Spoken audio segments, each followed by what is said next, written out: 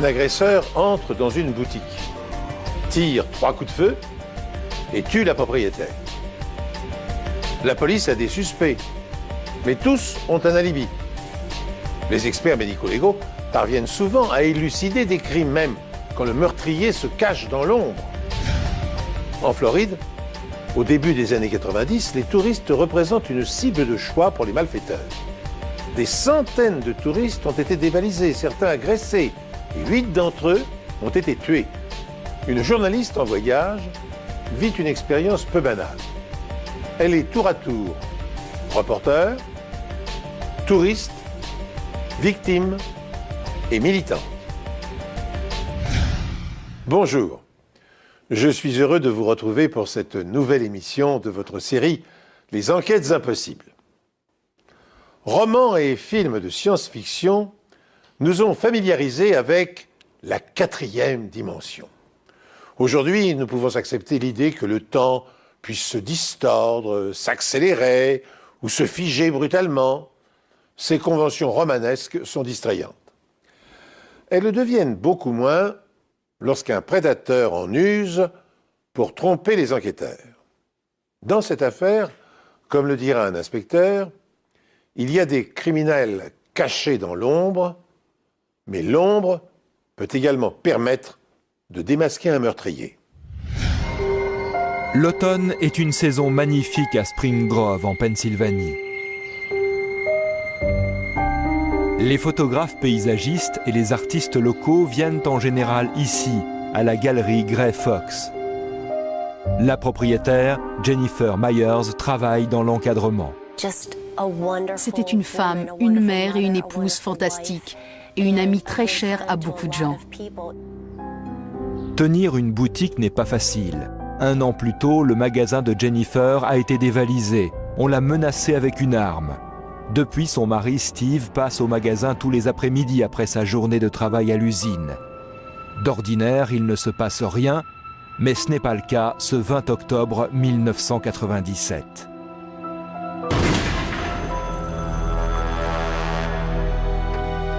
Here, County 911. My wife's been shot. Your wife's been shot? Yeah, at Grey Fox Gallery in Spring Grove. Hurry. Okay, sir, listen to me, okay? Do you know who shot her? No, I don't. Okay, where at on her body is she shot In the at? face. Okay, is she breathing? Sir, is she breathing? No. À l'arrivée de la police, Jennifer est morte sur le sol derrière son comptoir. Elle a reçu 3 balles.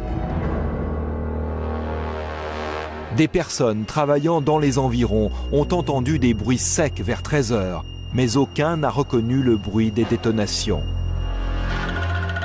Plusieurs témoins ont vu un homme aux longs cheveux noirs quitter en courant le centre commercial aux environs de 13 h. Quelqu'un est entré dans cette boutique avec pour seul but de tuer la propriétaire. Il n'y a eu ni lutte, ni dispute, ni cambriolage qui ait pu déclencher ce crime. Il ne manque pas d'argent, ni dans la caisse, ni dans le sac de Jennifer. Quand une chose pareille se produit, les gens ont l'impression que leur monde a changé. Ils ne se sentent plus en sécurité.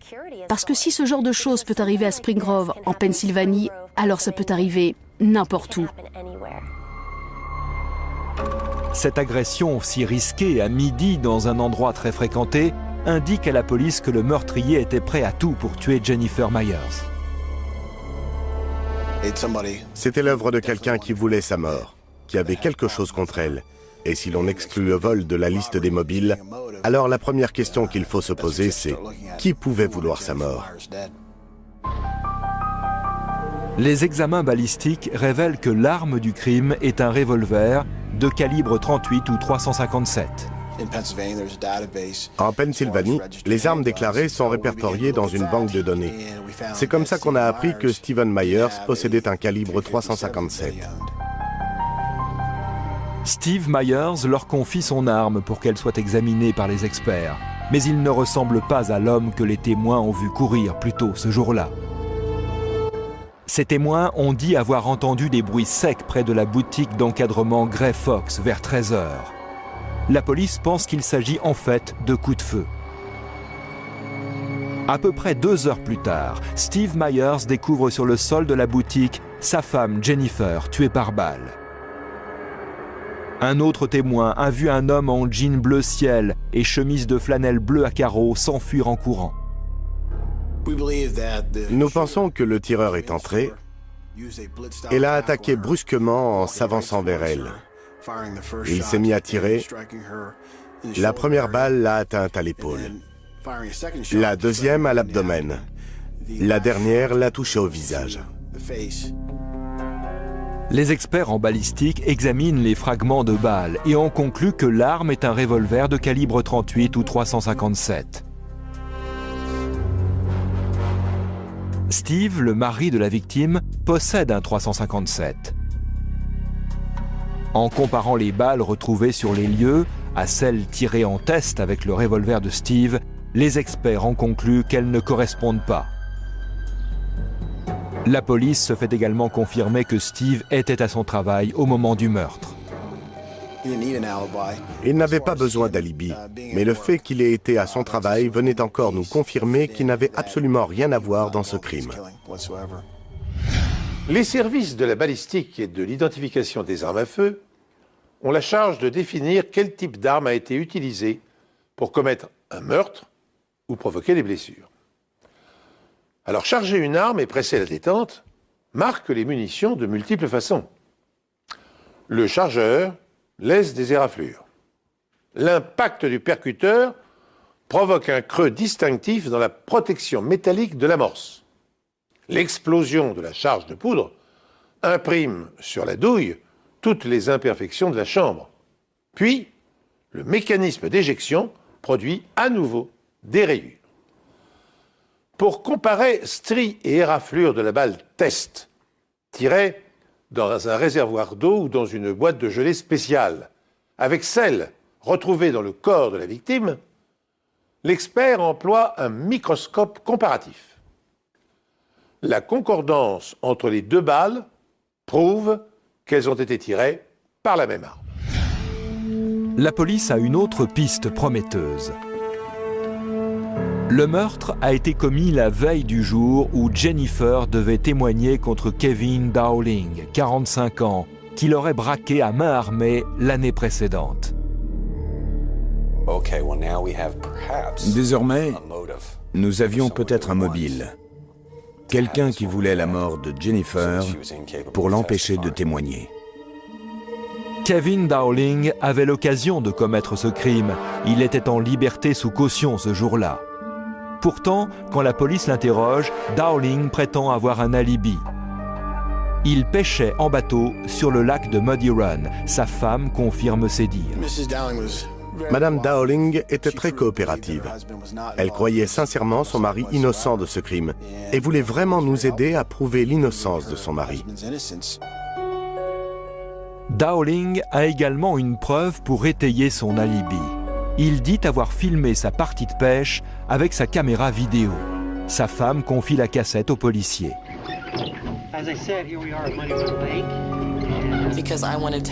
Je voulais aider à prouver son innocence, prouver qu'il n'avait rien fait.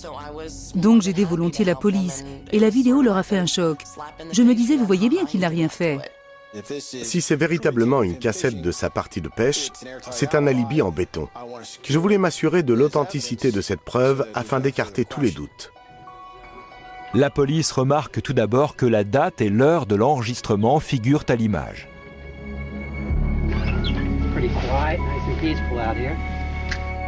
La vidéo montre Dowling qui pêche au milieu du lac de 10h46 à 16h le jour du meurtre de Jennifer Myers. Le lac de Muddy Run se trouve à 45 minutes en voiture de la boutique. Dowling possède aussi les tickets de caisse, d'appât, de nourriture et de location du bateau. Mais il y a quelque chose d'étrange sur la vidéo. Il tente de se filmer en train de pêcher, mais il semble évident qu'il n'a pas vraiment envie d'attraper du poisson. La famille de Kevin Dowling confirme que la vidéo a été tournée le 20 octobre, le jour du meurtre. Quand il est rentré ce soir-là et que nos filles sont arrivées, on a regardé la cassette de sa journée tous ensemble. Sur la vidéo, Kevin parle à ses enfants de son procès imminent pour braquage à main armée. S'il est condamné, il espère qu'ils se conduiront bien pendant qu'il sera en prison.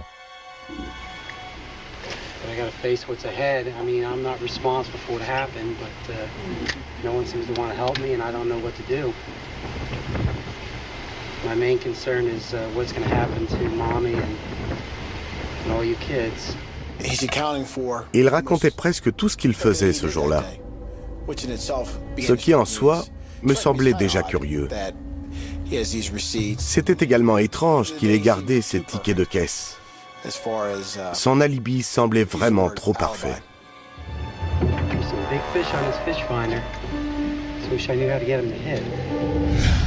Le mieux est l'ennemi du bien, affirme un dicton populaire.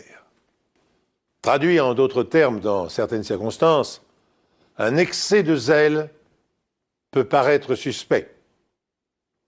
Car pour quelle raison obscure Kevin Dowling a-t-il pris le soin de se filmer pendant sa partie de pêche? Pourquoi a-t-il déclenché l'horloge électronique de la caméra si la bande vidéo ne constituait qu'un souvenir qu'il voulait faire partager à sa famille? Pourquoi enfin a-t-il conservé précieusement les tickets de caisse de ses achats d'appâts et de nourriture ainsi que celui de la location du bateau? Si Dowling avait voulu se fabriquer un alibi, il n'aurait pas procédé autrement.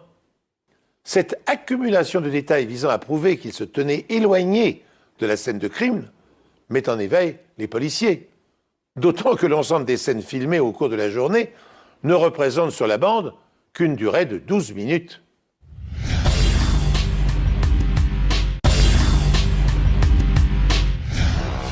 Plusieurs fois dans la vidéo, il parle d'avoir attrapé du poisson. Pourtant, on n'en voit jamais à l'écran. C'était vraiment étrange. S'il en avait pris, il les aurait montrés à la caméra. Quelque chose d'autre interpelle Maori. Kevin Dowling regarde sa montre à de nombreuses reprises.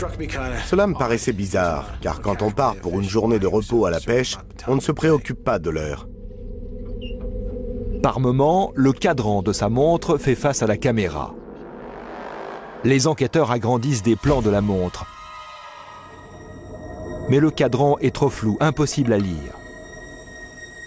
Maori demande à des experts du FBI de retravailler les images par ordinateur, mais la bande est de trop mauvaise qualité pour obtenir quoi que ce soit. Il est pourtant primordial de déterminer l'heure à laquelle ces scènes ont été tournées, car l'heure et la date qui apparaissent à l'écran peuvent être falsifiées. Le soleil se cachait par moments et créait des ombres très visibles. En déterminant exactement la position de ces ombres, est-ce qu'on arriverait à calculer l'heure qu'il était grâce au soleil et à sa position dans le ciel? Les inspecteurs posent la question aux scientifiques de la NASA du centre spatial Goddard de Greenbelt dans le Maryland. La NASA trouve un astrophysicien près de Spring Grove qui peut les aider.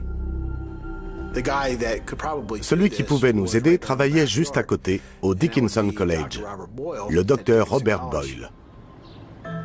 Le docteur Robert Boyle est professeur de physique et d'astronomie. Lorsqu'il voit la vidéo, il n'est pas très optimiste. J'étais vraiment pessimiste, car il était évident qu'il ne s'agirait pas simplement de regarder des ombres et de s'en servir comme cadran solaire. Non.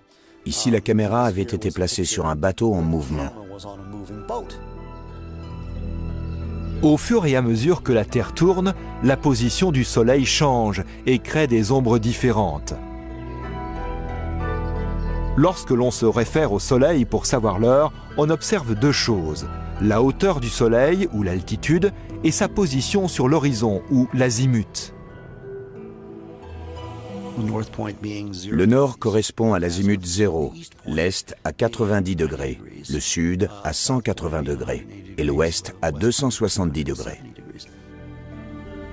Pour que Boyle fasse son analyse, la cassette seule ne lui suffit pas. Il lui faut des informations scientifiques très pointues. Il lui fallait les mesures du bateau, la taille de Kevin Dowling. Il lui fallait également les mesures de la casquette que portait Dowling dans la vidéo. Mais l'information capitale dont le docteur Boyle a surtout besoin, c'est la direction mesurée par une boussole du bateau au moment du tournage. Pour le savoir, la police embarque sur ce même bateau sur le lac et retrouve sa position exacte en s'appuyant sur les images du paysage extraites de la vidéo. Puis, à l'aide d'une boussole, il note la direction. Sur les 8 images que le professeur Boyle nous avait fournies, nous avons pu en reconstituer 7 de façon exacte. Et nos mesures de la direction du bateau étaient exactes à 5 degrés près. Ensuite, avec un mannequin, une ampoule et un rapporteur, le docteur Boyle calcule l'azimut du soleil grâce aux ombres.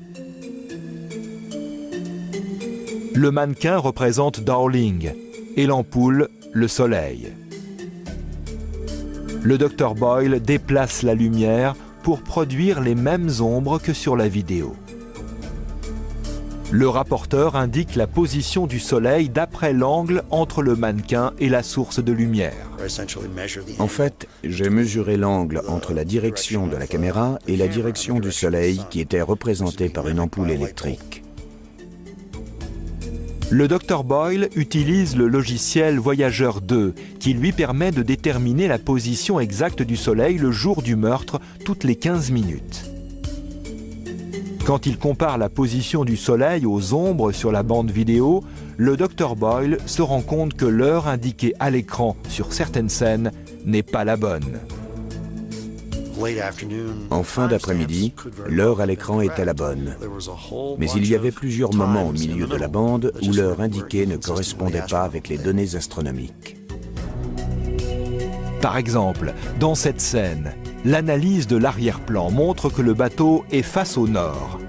La vidéo indique 11h24, mais on peut voir que le soleil se trouve clairement à gauche de Dowling, c'est-à-dire à l'ouest.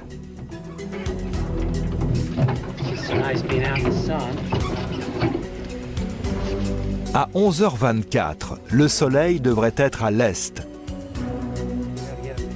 Le Dr Boyle pense que cette scène a été tournée aux environs de 15 heures. Kevin Dowling avait été alors en mesure de commettre le crime car il n'était pas sur le lac Muddy Run à 13 heures. Il est aujourd'hui facile à un meurtrier de falsifier une bande vidéo ou de décaler l'horloge électronique incorporée dans une caméra. Mais il est tout aussi facile aux experts de mettre à jour ces supercheries. Des enquêteurs de Scotland Yard sont parvenus récemment à confondre un assassin en décortiquant une bande vidéo prise durant une rave party au cours de laquelle s'était produit un homicide. Certes, le meurtrier présumé prétendait ne pas s'être trouvé sur les lieux à l'heure du crime, puisqu'il avait filmé tout autre chose, 20 km plus loin. Mais, après analyse, il s'avéra que la bande avait été truquée, l'assassin ayant filmé par inadvertance l'horloge d'une église, et l'heure qu'elle indiquait n'était pas la même que celle incrustée sur la bande vidéo. Quand la police montre à Kevin Dowling les preuves scientifiques de la falsification de l'heure de la vidéo, Dowling avoue. Il n'avoue pas le meurtre de Jennifer Myers, mais la supercherie. Il affirme à présent qu'après avoir pêché quelques heures, il s'est rendu dans un club de striptease et qu'il a falsifié l'heure pour que sa femme ne le sache pas. Inutile de vous expliquer pourquoi cela paraît étrange. Tout d'abord, il pouvait ne pas se filmer. Il aurait pu dire à sa femme « Je n'ai pas eu envie de filmer finalement ». Et évidemment, elle n'aurait jamais rien su. Et la vidéo révèle encore autre chose. Dowling porte des vêtements similaires à ceux de l'homme que les témoins ont vu s'enfuir de la boutique. Je ne voulais pas croire que mon mari, le père de mes enfants, ait pu faire une chose pareille à un être humain. La police retrouve chez lui les vêtements qu'il portait le jour de la partie de pêche. Elle les envoie à A.J. Schwabel, dit Skip, un expert en résidus de poudre de renommée internationale. Quand on tire au pistolet, le percuteur met le feu aux éléments contenus dans le projectile, qui se transforment en gaz. Les gaz se solidifient et deviennent de minuscules particules qui se déposent sur les mains et les vêtements à proximité de la décharge. Pour chercher des résidus de poudre sur les vêtements, Schwabel se sert d'un adhésif pour en retirer les particules.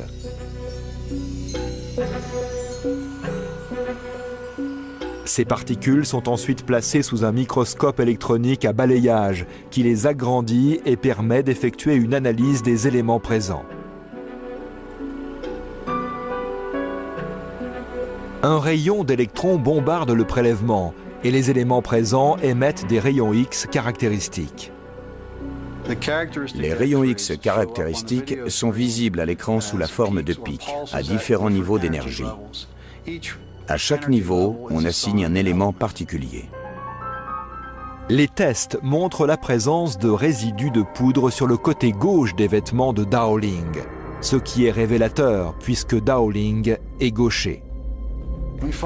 Sur chaque vêtement, il y avait des résidus de poudre présents en plus ou moins grande quantité. L'accusation pense que Kevin Dowling a soigneusement planifié le meurtre de Jennifer Myers pour l'empêcher de témoigner contre lui au procès.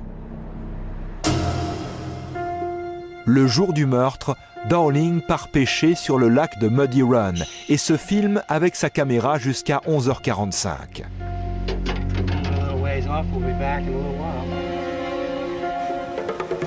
Ensuite, il revient à terre, cache le bateau dans les buissons et roule 45 minutes jusqu'en ville. Affublé d'une perruque, Dowling entre dans le magasin de Jennifer vers 13h et fait feu par 3 fois. Le résidu de poudre s'incruste profondément dans ses vêtements, invisible à l'œil nu, mais très reconnaissable pour des experts médico-légaux. Dowling est de retour au lac et dans son bateau aux environs de 14 heures. Il reprogramme sa caméra à l'heure voulue, 11h24, sans se rendre compte qu'il est lui-même un vrai cadran solaire. Sa cassette vidéo révèle sa supercherie et non son innocence. J'aimerais lui casser la figure. Il n'a aucun remords. Pour faire une chose pareille et ne même pas avoir de remords, il faut vraiment être dérangé. C'est très effrayant. Malgré les preuves médico-légales, Kevin Dowling continue de clamer son innocence, mais il est reconnu coupable de meurtre avec préméditation et condamné à la peine capitale. Sa femme, Joanne, affirme n'avoir rien su de la vie secrète de son mari et trouve que la peine capitale est une condamnation trop indulgente. Je hais véritablement Kevin Dowling pour tout ce qu'il représente, pour ce qu'il a fait, qui il est. Je le hais au-delà des mots. Cette histoire de cassette de pêche est vraiment mémorable. Comment a-t-il pu croire que personne ne se rendrait compte de la falsification ? La technologie permet aujourd'hui de démasquer ce genre de supercherie. Qu'il y ait un mobile, c'est une chose, mais prouver la culpabilité de quelqu'un, c'est plus difficile. Et la médecine légale nous a fourni les preuves nécessaires. Ils n'ont jamais retrouvé l'arme du crime. Et c'est étonnant de voir ce qu'ils arrivent à trouver par ailleurs. Sans cela, il y aurait beaucoup de coupables en liberté. C'est ironique, bien sûr. On parle souvent de criminels cachés dans l'ombre. Là, ce sont les ombres qui ont révélé le criminel. Je vous donne maintenant le fin mot de cette terrible histoire. En 1996, un hold-up se déroule dans la galerie de Jennifer Myers à West Manchester. Un inconnu vole la caisse, agresse la jeune femme, tente de la violer tout en lui expliquant qu'il vient d'être libéré de prison. 4 mois après les faits, Jennifer reconnaît son agresseur. Il travaille dans une station-service de la ville voisine. Elle prévient la police. Kevin Dowling est arrêté et accusé de vol, d'attentat à la pudeur et de tentative de viol. Mis en liberté sous caution, dans l'attente d'un procès, il n'ignore pas que le témoignage de sa victime risque de l'envoyer de nombreuses années derrière les barreaux. Pour éviter sa condamnation, il décide de la supprimer et de se constituer un alibi en se filmant pendant une partie de pêche. Démasqué, Dowling est jugé et condamné à une peine de 18 ans de prison pour sa première agression, puis à la peine de mort pour le meurtre de Jennifer Myers. Il a été exécuté par injection létale le 27 février 2007, après avoir purgé 9 ans de détention. Certains reporters courageux n'hésitent pas à payer de leur personne pour mener à bien des enquêtes difficiles. Au moins 10 d'entre eux perdent ainsi la vie chaque année. Dans l'affaire qui nous intéresse maintenant, nous allons voir comment une journaliste allemande est devenue victime, puis militante d'une cause sur laquelle elle était venue enquêter quelques années plus tôt. En septembre 1993, Uwe Wilhelm Rakebrand et son épouse prennent l'avion depuis l'Allemagne pour passer leur lune de miel en Floride. Ils louent une voiture pour effectuer le court trajet qui les sépare de leur hôtel. Les deux touristes allemands se trouvent à moins de 5 minutes de l'aéroport. À peine le temps de lire les conseils de sécurité destinés aux touristes lorsqu'ils se retrouvent victimes à leur tour.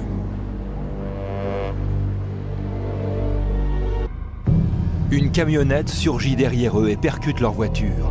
Le couple sait qu'il ne s'agit pas d'un accident, mais d'une ruse qu'emploient les pirates de la route pour obliger les conducteurs à s'arrêter.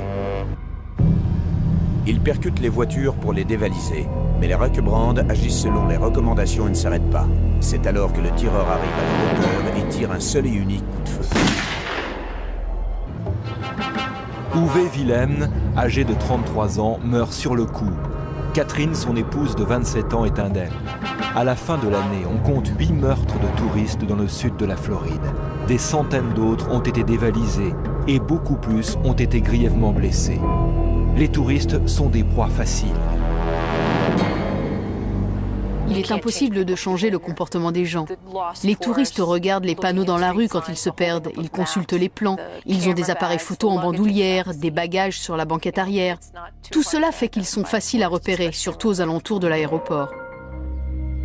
De plus, ils possèdent tout ce qui attire les voleurs. Appareils photo, bijoux, caméscopes, ordinateurs portables, et ils ont généralement beaucoup d'argent liquide sur eux. Helga Lust, une journaliste, relate ses agressions envers les touristes pour une chaîne de télévision allemande.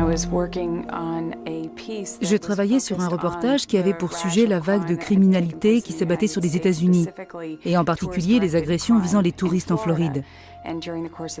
Dans ce reportage, nous avons donné des conseils de sécurité aux touristes allemands qui devaient se rendre aux États-Unis. Helga et sa mère avaient prévu de passer des vacances en Floride avant que ne commence la vague de violence. Nous avons décidé de maintenir notre voyage à Miami et dans les Keys, parce qu'il ne devait durer que 4 jours.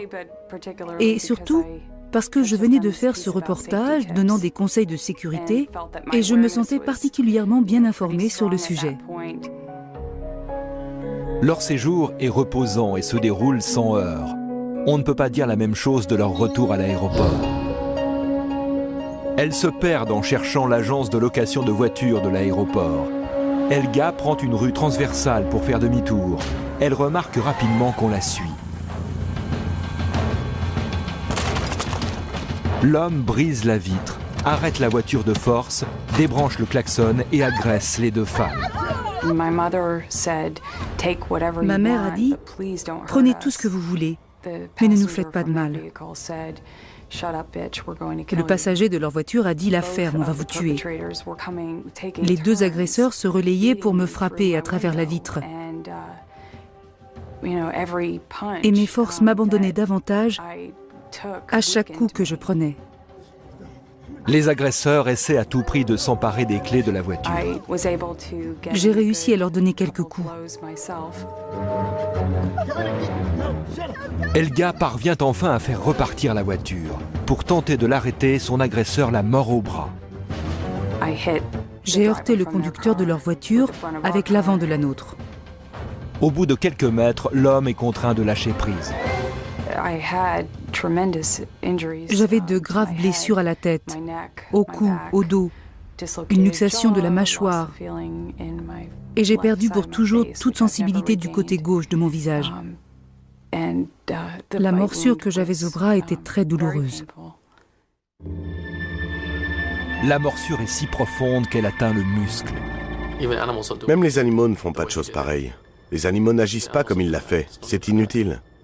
Avait-il vraiment besoin de frapper